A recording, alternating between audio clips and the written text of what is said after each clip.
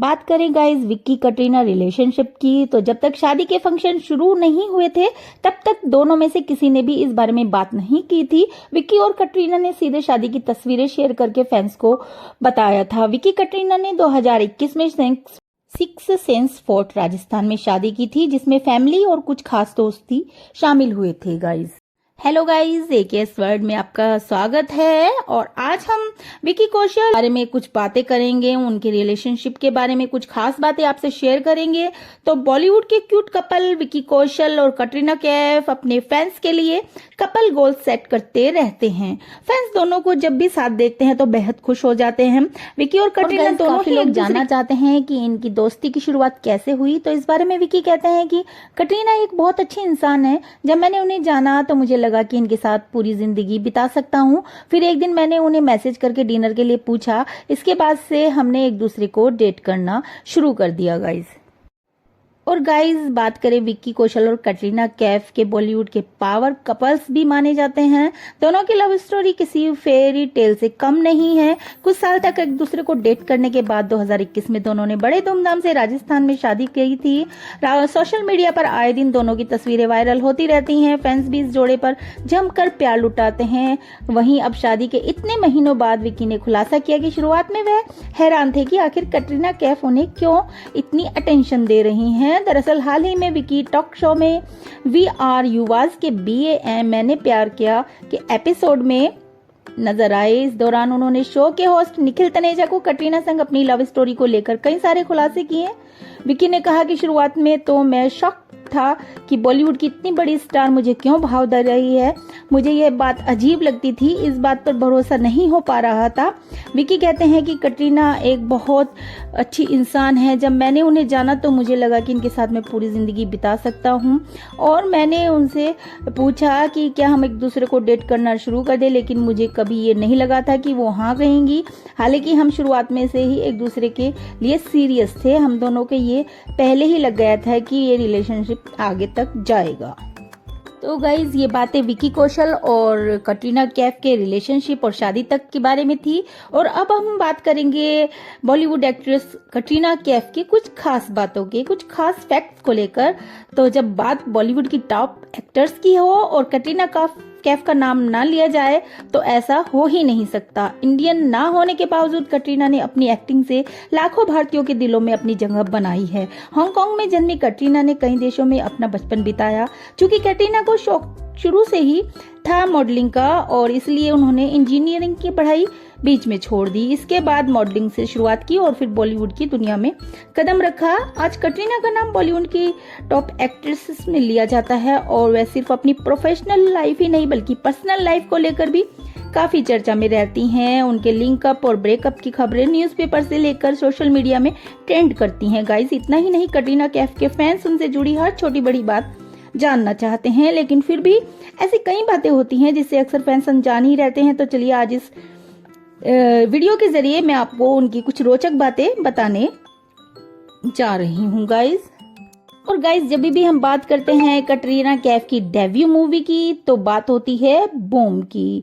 और यह कोई नहीं जानता कि उन्होंने फिल्म बूम से डेब्यू किया था, लेकिन बहुत कम लोगों को इस बात की जानकारी है कि इससे पहले भी उन्हें एक फिल्म ऑफर हुई थी और वह थी महेश भट्ट की साया। हालांकि बाद में उन्होंने इस फिल्म में काम करने से इनकार कर दिया था क्योंकि वह बिल्कुल भी हिंदी नहीं बोल सकती थी। इसके बाद उन्होंने 2003 में बूम से अपने फिल्मी करियर की शुरुआत की थी गाइज। यह तो अधिकतर लोगों को पता है कि कटरीना कैफ का असली नाम कैटरीना टरकोट है, लेकिन बॉलीवुड में डेब्यू में करने से पहले उनका नाम बदल दिया गया था। दरअसल उनकी पहली फिल्म बॉम्ब की निर्माता आयशा श्रॉफ ने उनका नाम टैकोट से कैफ में बदल दिया क्योंकि उन्हें लगा कि इसका उच्चारण करना आसान नहीं है।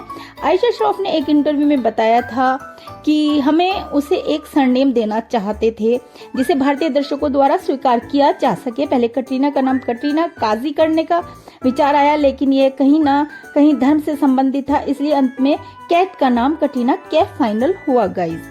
अक्सर फीमेल स्टार और मेल स्टार की कमाई को लेकर चर्चा होती है, लेकिन क्या आपको पता है कि साल 2004 में कटरीना कैफ एक तेलुगु फिल्म मलित सवारी में काम किया था। उन्होंने कथित तौर पर इस साउथ की फिल्म से उन्हें 75 लाख रुपए चार्ज किए थे। उस समय एक साउथ इंडियन इंडस्ट्री में महिला अभिनेता को दी जाने वाली सबसे अधिक राशि थी गाइज। और वहीं जो मैं अगली बात आपको बताने जा रही हूँ, आपको आश्चर्य होगा कि कटरीना कैफ कभी भी स्कूल नहीं गई हैं। कटरीना कैफ स्कूल नहीं जा पाई क्योंकि कटरीना की फैमिली लगातार शिफ्ट होती रहती थी, जिसके कारण कटरीना ने होम स्कूलिंग नहीं की है। कटरीना की मां सुजैन टारकोटे उन्हें घर पर ही पढ़ाती थी गाइज। और कटरीना ने लंदन में प्रोफेशनल रूप से मॉडलिंग शुरू की। उन्होंने लंदन फैशन वीक के एक फैशन शो में भी भाग लिया था। ऐसा कहा जाता है कि फिल्म निर्माता कैजात गुस्ताद ने कटरीना को पहली बार वहीं पर देखा था। उन्हें बूम फिल्म ऑफर की थी गाइज। कटरीना थोड़ी अंधविश्वासी हैं। वह जाहिर तौर पर अपनी फिल्मों की रिलीज से पहले सिद्धि विनायक मंदिर और मुंबई में माउंट मेरी चर्च और अजमेर में दरगाह शरीफ जरूर जाती हैं।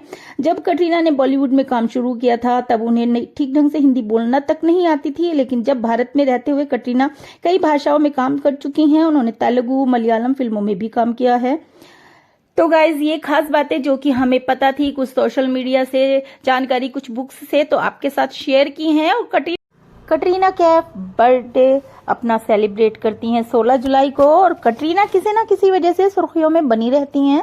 कभी वजह उनकी फिल्में होती थी, कभी उनकी सोशल मीडिया पर। दरअसल कटरीना सोशल मीडिया पर भी काफी एक्टिव रहती हैं और फैंस के लिए अपनी फोटोज और वीडियोस पोस्ट करती रहती हैं। हाल ही में उनकी शादी विकी कौशल से हुई है।